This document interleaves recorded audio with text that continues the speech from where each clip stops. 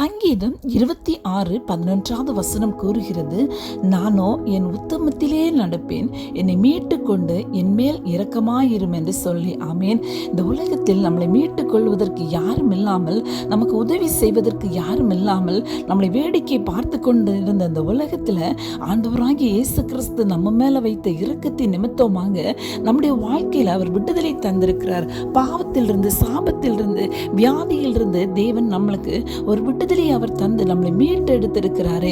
ஆமேன். அப்படிப்பட்ட தேவனுக்கு முன்பதாக கடந்து வந்திருக்கிற நாம் இந்த நாட்களில் நாம் உண்மை உள்ளவர்களாக இருக்கிறோமா?